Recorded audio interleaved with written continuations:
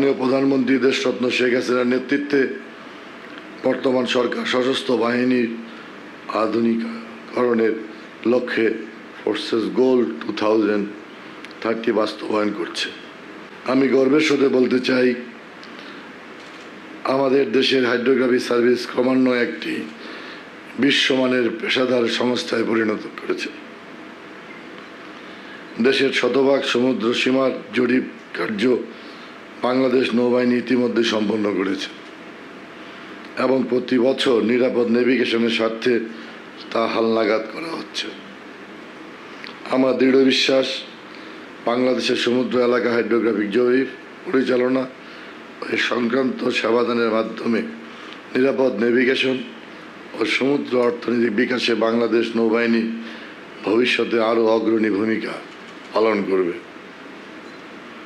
উপস্থিত সুনীল অর্থনীতি বিকাশের লক্ষ্যে বর্তমান সরকার শাসনামলে পায়রা সমুদ্র বন্দর, মাতারবাড়ি গভীর সমুদ্র বন্দর, বঙ্গবন্ধু টানেলের মতো মেগা প্রকল্প সম্পন্ন হয়েছে এবং মাতারবাড়ি আল্ট্রা সুপার ক্রিটিক্যাল কোল পাওয়ার প্ল্যান্ট, নতুন LNG terminal, offshore renewable energy প্রকল্প, সমুদ্র তলদেশের তেল ও গ্যাস সাপ্লাই পাইপলাইনের মতো গুরুত্বপূর্ণ মেগা প্রকল্প বাস্তবায়ন কার্যক্রম চলমান আছে।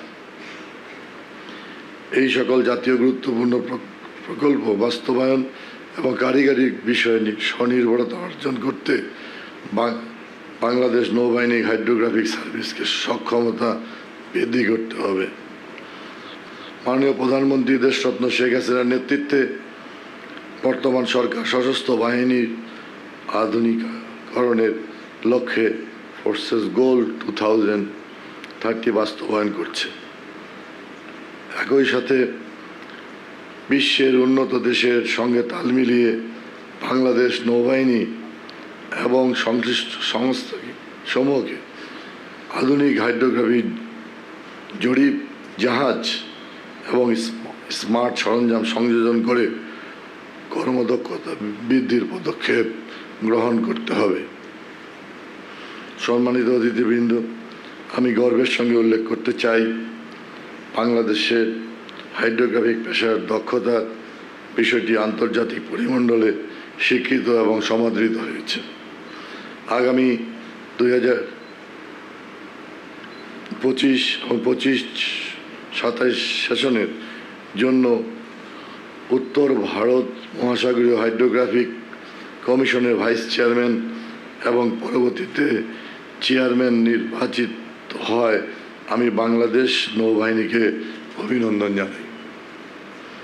আন্তর্জাতিক ও আঞ্চলিক বিশেষায়িত ফোরামে নেতৃত্ব প্রদান এবং পেশাগত দক্ষতা প্রদর্শনের মাধ্যমে হাইড্রোগ্রাফাররা বাংলাদেশের জন্য সুনাম এবং স্বীকৃতি বয়ে আনবে, আমি আশাবাদী।